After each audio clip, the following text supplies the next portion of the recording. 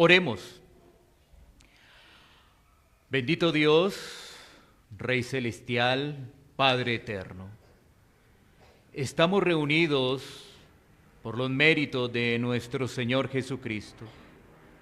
Ahora, Señor, tú nos concedes el privilegio de poder escuchar tu palabra, el consejo sabio y fiel para cada uno de nosotros.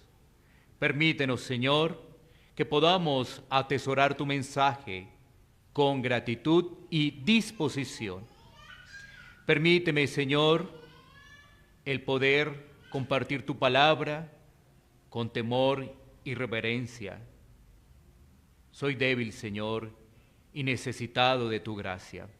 Ayúdanos, Señor, como iglesia local, como congregación, a recibir diligentemente tu palabra. Y esto lo hacemos, Señor, y lo pedimos, en el nombre que es sobre todo nombre, en el nombre de Cristo Jesús. Amén.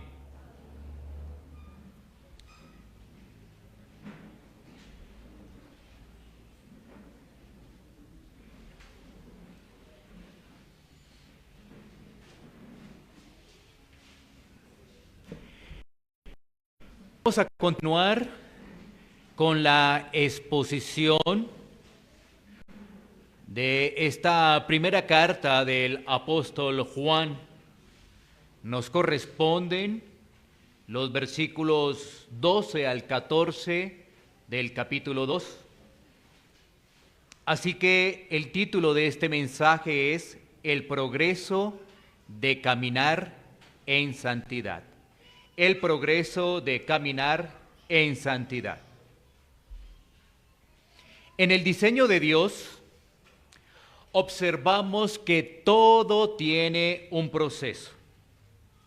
Por ejemplo, para poder observar la belleza de un árbol lleno de hojas coloridas y fruto, primero se tuvo que sembrar. Ese árbol que se observa bello comenzó siendo una semilla. También observamos en el reino animal que los críos no quedan pequeños, sino que van creciendo para poder alimentarse y cuidarse de los peligros de los depredadores. Así también es el ser humano, que nace, entonces es pequeño y después crece llegando a su adultez, avanzando en su madurez. Ahora, en la vida espiritual, nos presenta la Biblia, también tiene esas características. Sin embargo, muchas personas tienen confusiones sobre su crecimiento espiritual. Piensan que saber mucho es sinónimo de madurez. Dicen que son maduros, pero sus decisiones se concentran todavía en lo temporal. Sus emociones contradicen el dominio propio que deben tener. De igual forma, no son activos al diálogo, sino que son propensos a la murmuración y al señalamiento. Pero en medio de este panorama, de esas confusiones, hay también otros que avanzan en su madurez, donde se resalta que el conocimiento lo lleva más a la humildad y a la dependencia a Dios. Su mirada está puesta en lo celestial y no en lo temporal de esta vida. Son atentos para escuchar, para dialogar y argumentar con base a la palabra. Así que este pasaje en el cual vamos a estar meditando nos va a hablar del progreso del caminar en santidad y nos muestra 3 lineamientos para poder destacar en estos versículos. ¿Cuáles son? Tú los puedes observar cuando miras una vez más este pasaje. Lo primero, el perdón de pecados. Lo segundo, el conocimiento de Dios. Y lo tercero, venciendo al enemigo. Quiero volverte a repetir para que tengas presente estos lineamientos. El primero, el perdón de pecados. El segundo, el conocimiento de Dios. Y el tercero, venciendo al enemigo. Analiza lo siguiente. Esta lista que acabo de mencionar acompaña al creyente toda su vida en esta tierra. Lo que ocurre es que dependiendo de su estado espiritual, las afrontará de una u otra forma. En el pasaje, el apóstol Juan entregando argumentos sobre la seguridad de salvación. Eso es lo que hemos visto al inicio del capítulo 2. Pero ahora en este segmento hay un pequeño resumen donde los lectores de la carta podrían comprender que la iglesia del Señor Jesucristo está compuesta por personas que van llegando y van desarrollando un crecimiento. Pero también hay otras personas que ya estaban en la iglesia y esas personas están avanzando en su madurez. Esa es la iglesia del Señor Jesucristo. Unos son fuertes, otros son débiles. Unos van llegando, otros ya están. Ahora, para abordar el progreso del caminar en santidad, es pertinente hacer algunas aclaraciones sobre ese caminar en santidad y ese progreso. Lo primero, el crecimiento espiritual no determina la posición del creyente en gracia delante de Dios. Ese asunto se resuelve cuando los pecadores confían en la obra expiatoria de Cristo y se les imputa la justicia divina. Lo segundo, el crecimiento espiritual no afecta el amor de Dios hacia los creyentes.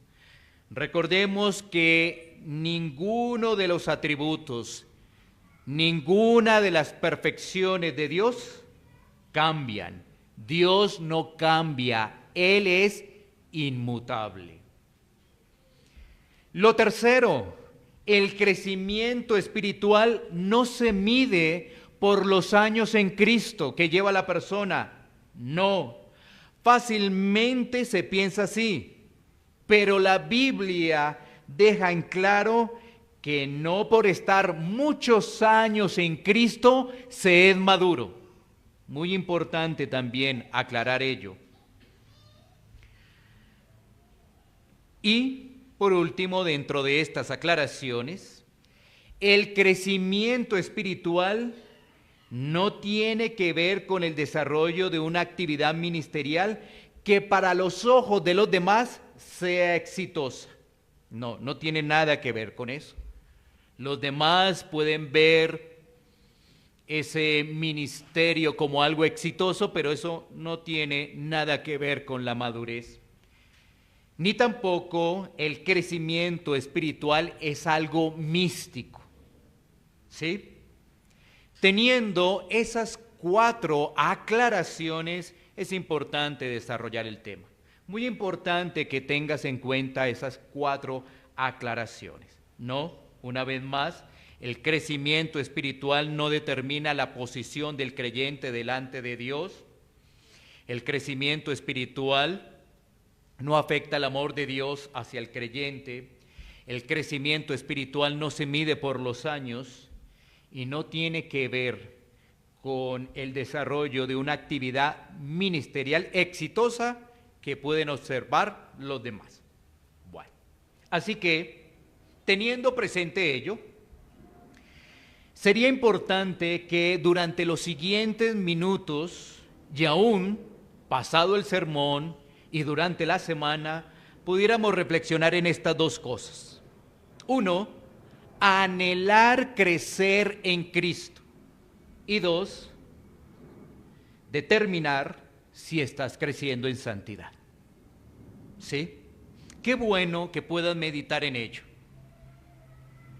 Lo primero, anhelar, desear, crecer en Cristo y también determinar si estás creciendo en santidad. Ten presente estos dos lineamientos, no solamente para ahora, sino para después y aún en tu meditación de la semana, este tema del crecimiento en santidad. Miremos entonces nuestro primer punto dentro de ese progreso de caminar en santidad, que es el perdón de pecados. El perdón de pecados que está allí en el versículo 12, ¿no? Juan escribe dando seguridad a los creyentes receptores de la carta. Los está tratando como hijitos. Recordemos que este es un lazo que solo Dios puede hacer en la persona que estaba en oscuridad y que ahora por pura gracia esa persona que estaba en oscuridad ha sido trasladada a luz. Y por eso Juan le dice hijitos, la obra de gracia de Dios. También el apóstol Juan le dice que sus pecados a los hijitos son perdonados por el nombre de nuestro Señor Jesucristo. Analicemos según las Escrituras cómo una persona empieza con su comprensión del pecado.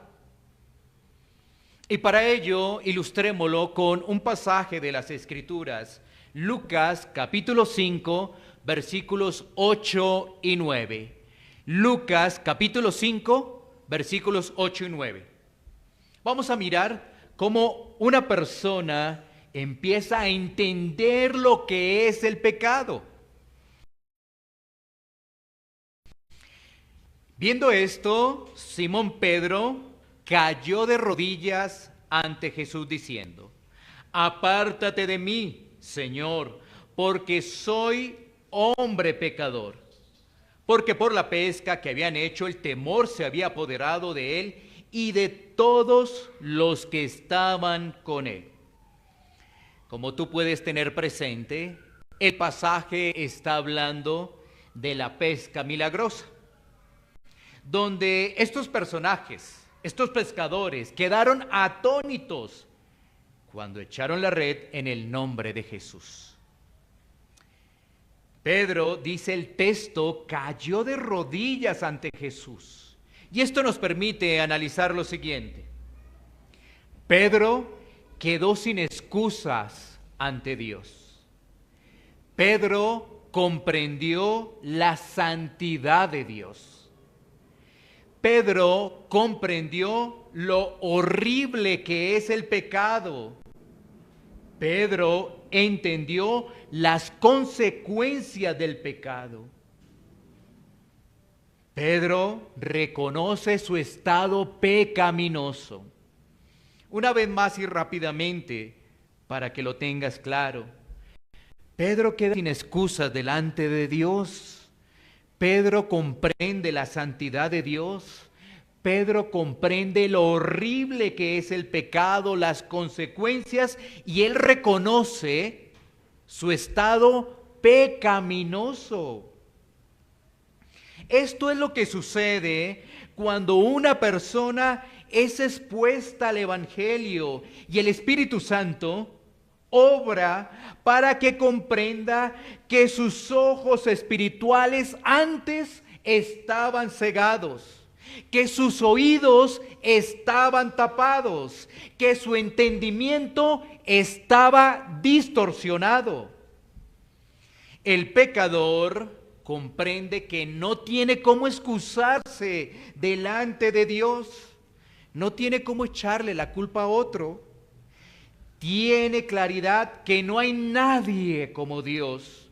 Él es santo, Él es creador, Rey eterno, y no hay nadie ¿quién se le puede enfrentar a Él? Todas sus criaturas, el perdón de pecados y ahora seguir en amor a Cristo. Pero en ese caminar de nueva vida, el cristiano empieza a notar algo. Él está gozoso. Él sabe que sus pecados han sido perdonados en Cristo. Pero él va avanzando y empieza a notar algo.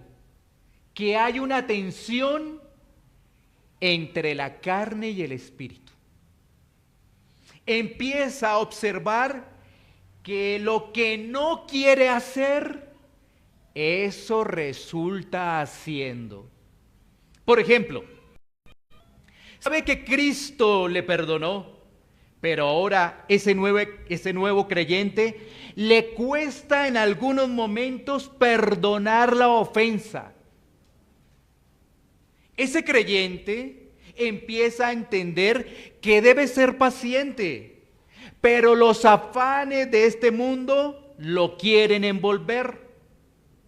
Ese creyente empieza a comprender que debe sujetarse, pero en muchas ocasiones le cuesta. Ese creyente empieza a ver la lucha con el orgullo, con su ligereza al hablar, con su falta de dominio propio y cae en esos pecados. Ese creyente muchas veces muestra falta de discernimiento. También a ese creyente las pruebas lo quieren absorber, llegan las dificultades y llega el desánimo. Entonces, ¿qué necesita esa persona que ha experimentado el perdón de Dios? Bueno, necesita un mayor conocimiento de Dios, un mayor conocimiento de la palabra para comprender cómo es la batalla, cómo es la lucha espiritual. Y eso se debe reflejar en su avance, en su vida cotidiana. Así que el conocimiento de Dios en mayor amplitud es una necesidad para el avance de la santificación. Ese conocimiento comienza también cuando es expuesto a la palabra, como lo hemos dicho, pero necesita un desarrollo. Por eso el escritor de Hebreos dice lo siguiente, Hebreos 5, 12, 13. Hebreos 5, 12, 13. Dice la escritura, porque debiendo ser ya maestros, después de tanto tiempo, tenéis necesidad de que se os vuelva a enseñar cuáles son los primeros rudimientos de la palabra de Dios, y habéis llegado a ser tales que tenéis necesidad de leche y no de alimento sólido. Y todo aquel que participa de la leche es inexperto en la palabra de justicia porque es niño. Se necesita una amplitud del conocimiento de Dios y del Dios trino, ¿sí? De sus perfecciones. ¿Y por qué? Porque el creyente anhela conocerle más para adorarlo con más intensidad. Y tenemos un breve ejemplo en el Salmo 102, 25, 27. Salmo 102, 25, 27, donde se nos habla de sus perfecciones, atributos. Mira lo que dice allí el salmista. Desde el principio, tú fundaste la tierra y los cielos son obra de tus manos. Ellos perecerán, mas tú permanecerás, y todos ellos como una vestidura se envejecerán. Como un vestido los mudarás y serán mudados. Pero tú eres el mismo y tus años no se acabarán. Cuando tú tienes referencia de estas palabras, ¿qué te lleva a recordar esto? Bueno, varias cosas de quién es Dios. Dios es creador. Dios es todopoderoso. Dios es eterno. Dios es inmutable. Dios es sabio. Dios es soberano. Esto que acabamos de describir, tú lo puedes observar a través de estos versículos donde el salmista está hablando de Dios. Pero también el creyente empieza a analizar las bondades recibidas en la salvación. ¿Cómo cuáles?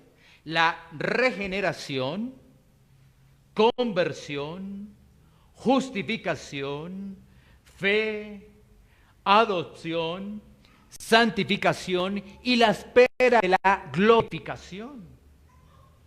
Todo eso lo empieza con mayor amplitud. El profundizar en estas verdades doctrinales permite que en dependencia del Señor, ese creyente avance en su santificación.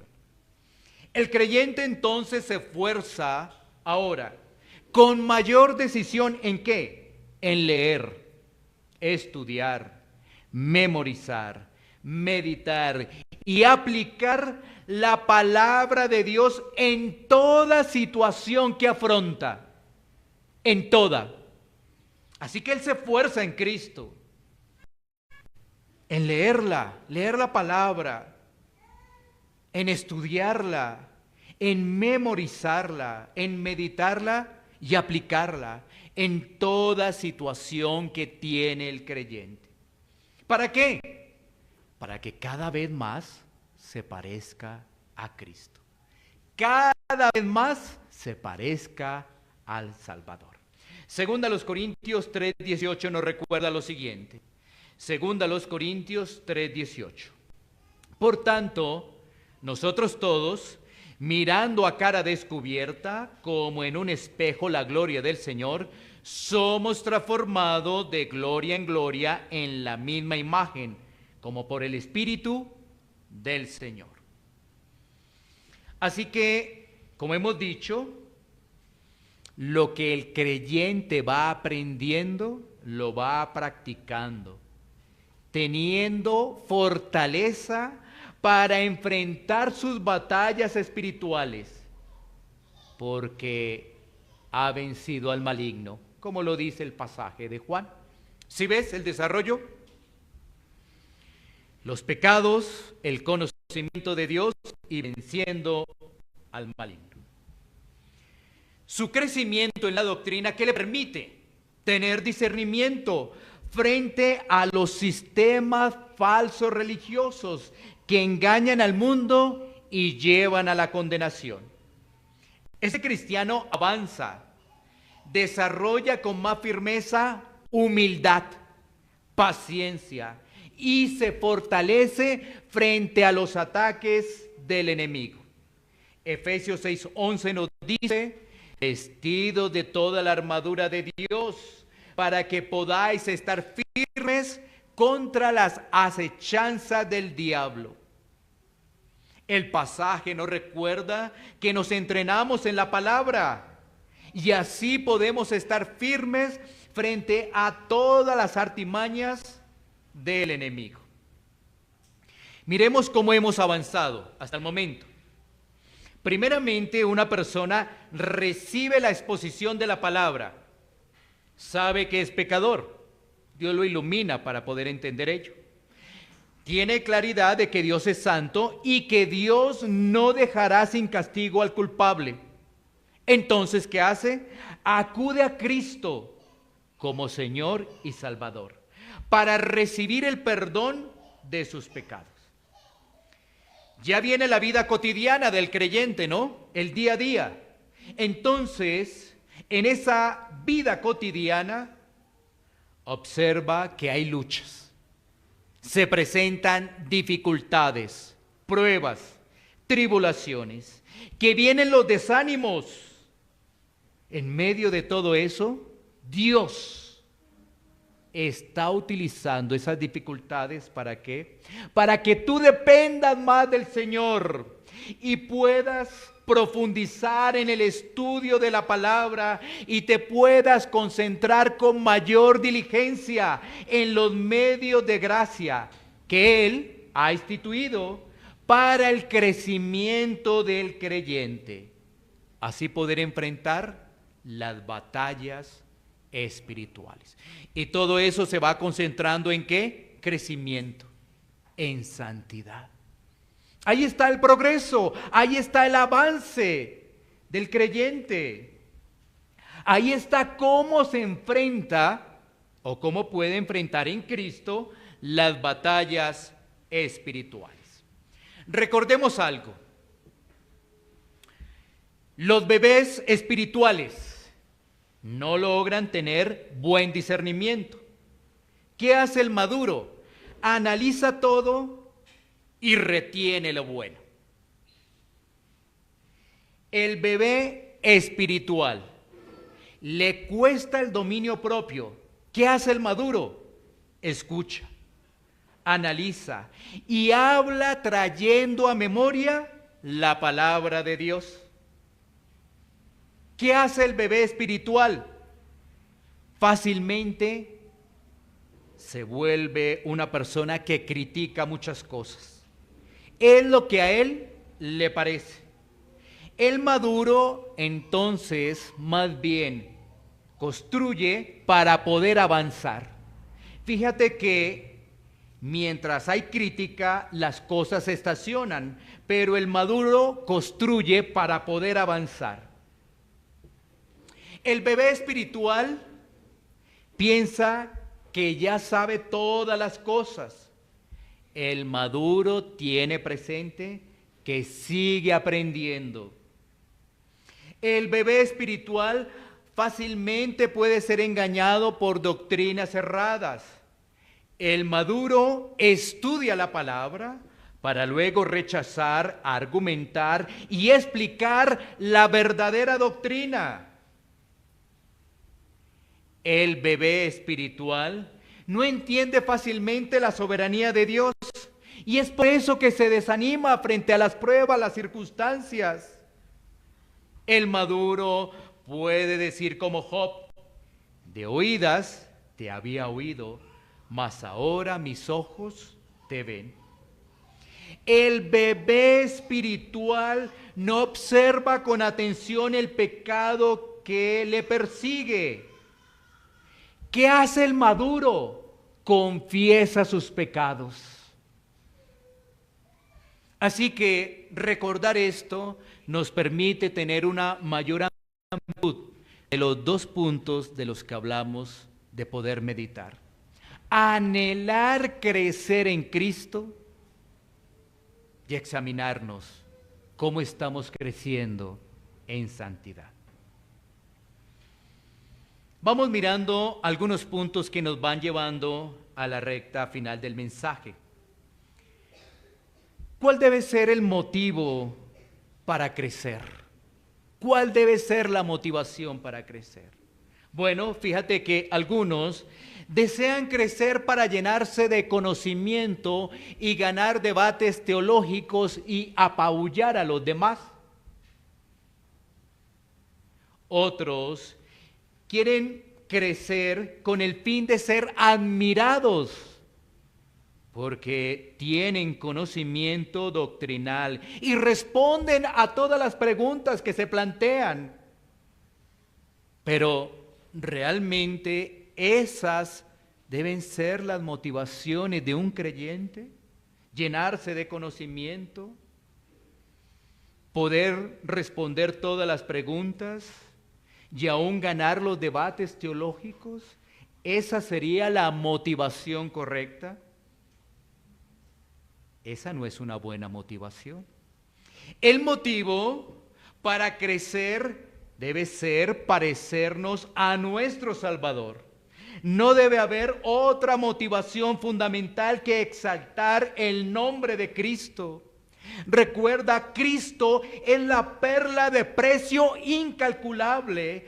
Cristo es el olor fragante que irradia luz a los pecadores. No debe haber otro motivo para crecer sino Cristo. Debemos anhelar crecer para parecernos a Cristo. Él es nuestra motivación. Él es nuestro mayor y mejor deseo, Cristo. Entonces surge aquí la pregunta: ¿estás creciendo? Y para ello, sin duda, lo que hemos venido desarrollando del capítulo 2 de Juan hasta el momento nos ayuda para poder tener exámenes adecuados a la pregunta si estamos creciendo. ¿Sí? Cuando nosotros vamos a Primera de Juan, capítulo 2, versículo 1, dice lo siguiente: hijitos míos, estas cosas os escribo para que no pequéis. Y si alguno hubiere pecado, abogado tenemos para con el Padre, a Jesucristo el justo. Así que, frente a esta pregunta, algunos podrían decir afirmativamente: voy en ese camino porque yo le digo al Señor: Padre, perdona mis pecados. Padre, soy un pecador. Sin embargo, quizás ese tipo de argumento es ligero, ya que estamos hablando de los pecados individuales, pecados de cada uno de nosotros. ¿Sí? Por ejemplo, esos pecados cuando hay murmuración,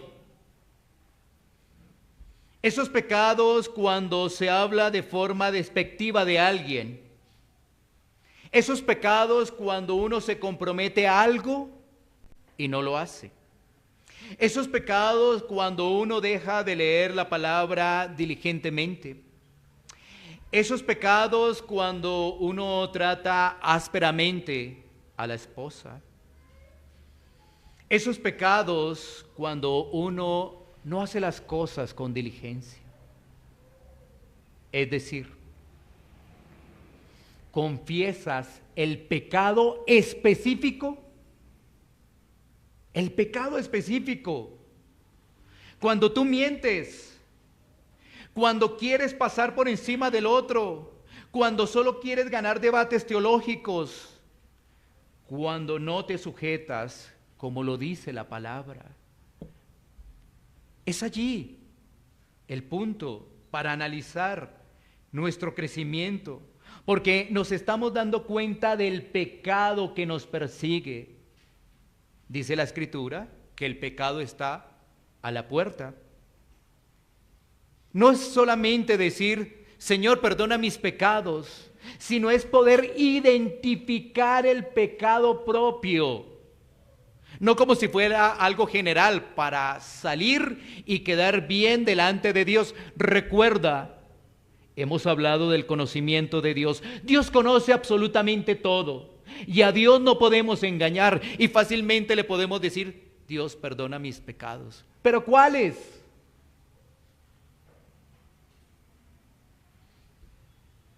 Así que esto nos debería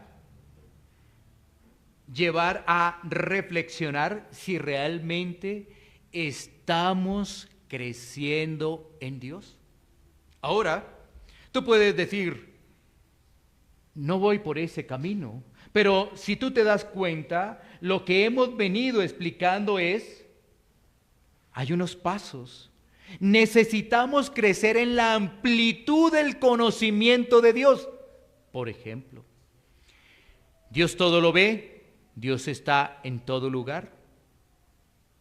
Entonces, ¿cuál sería la situación de ocultar nuestro pecado? Si Dios todo lo ve, Él está en todo lugar, ¿por qué vamos a ocultar ese pecado? Y le vamos a decir: Señor, sí, soy un pecador y perdona mis pecados. Mira que el tener mayor amplitud del conocimiento de Dios nos lleva a una vida práctica. Me he dado cuenta de mi pecado, no fui diligente con mis palabras hacia otra persona, yo confieso mi pecado ante Dios.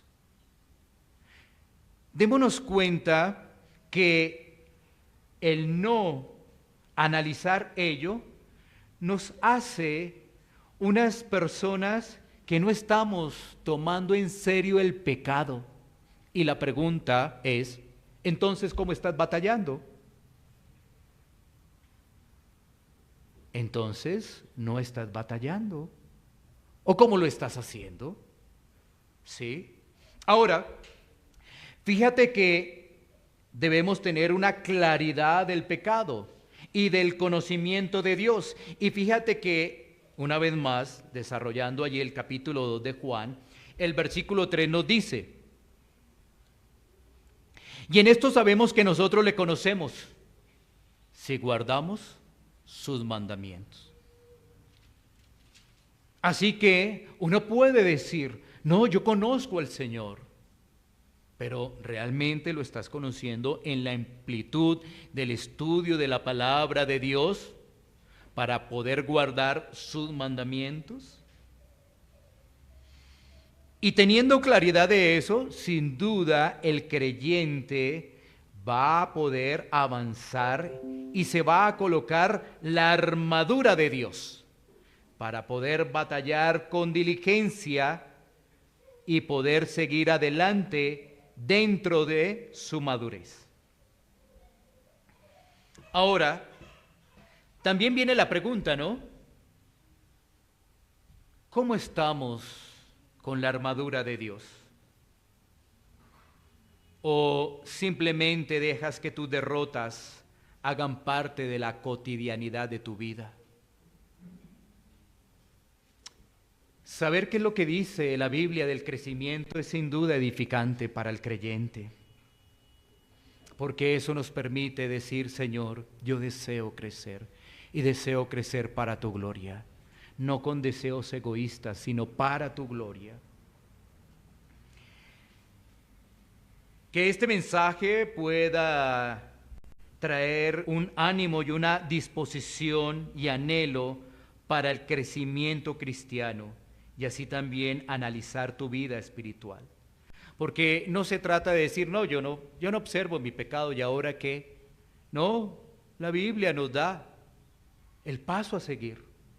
No nos podríamos quedar y ahora qué. No, la Biblia nos da el paso a seguir. Entremos en la parte final.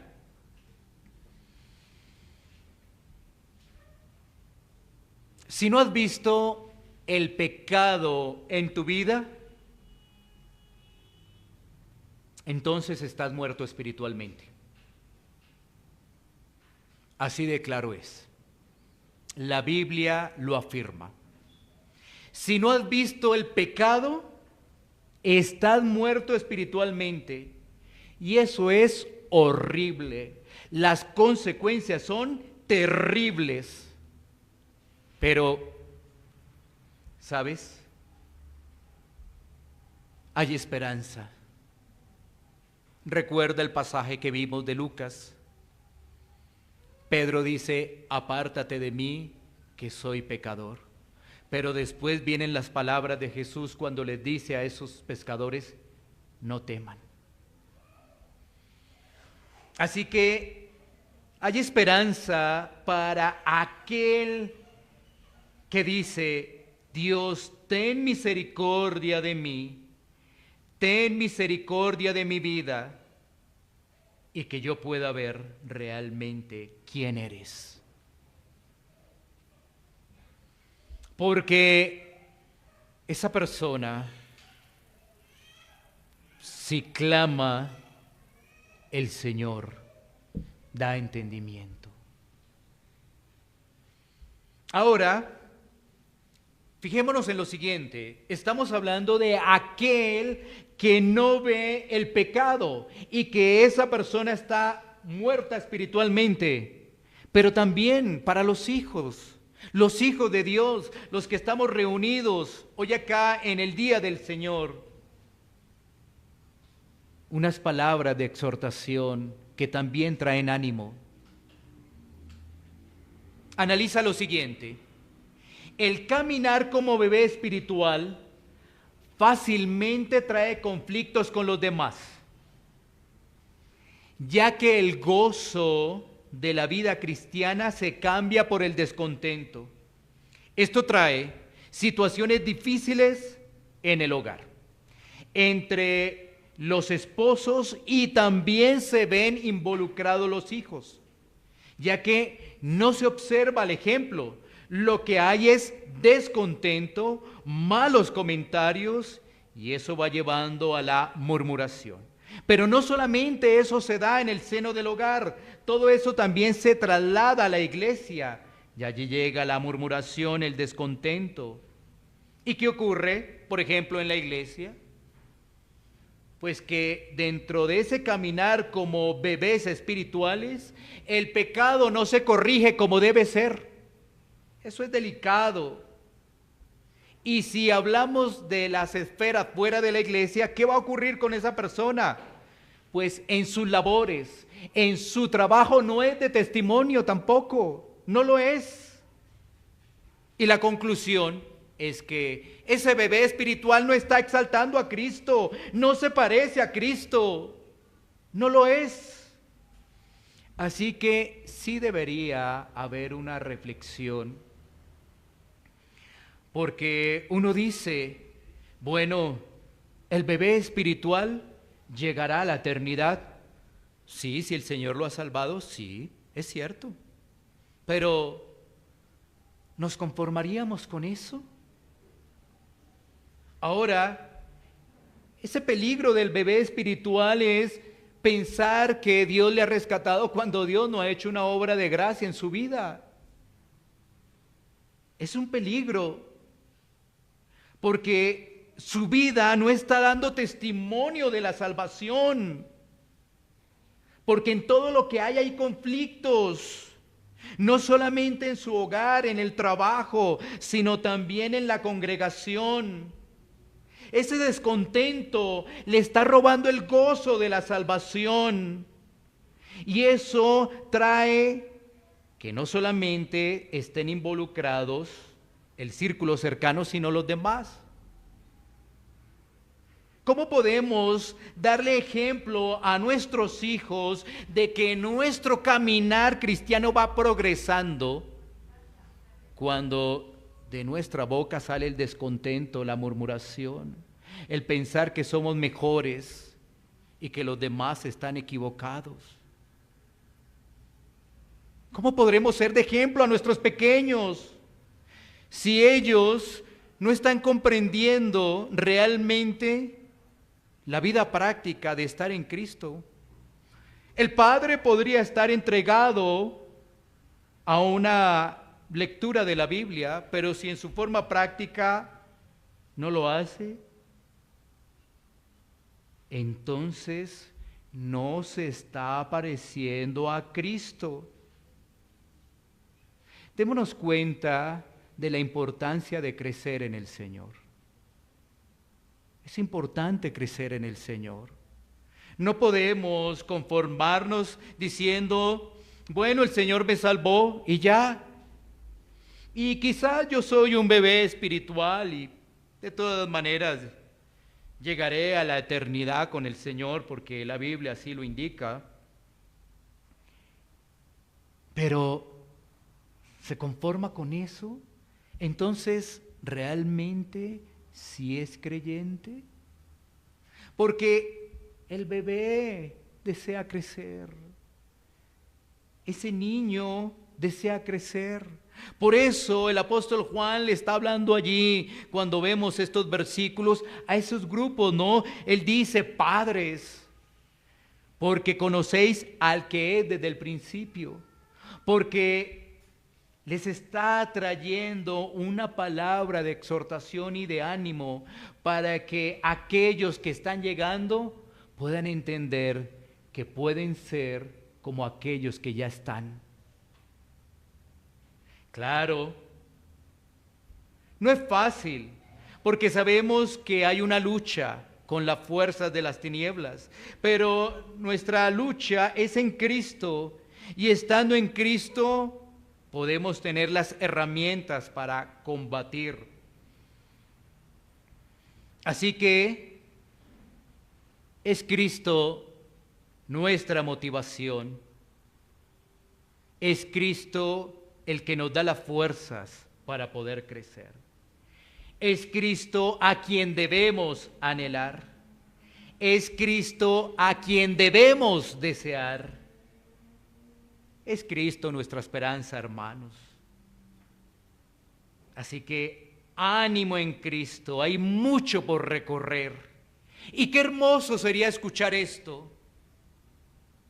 Bien, buen siervo y fiel, sobre poco has sido fiel, sobre mucho te pondré. Entra en el gozo de tu Señor. Qué hermoso será escuchar esto.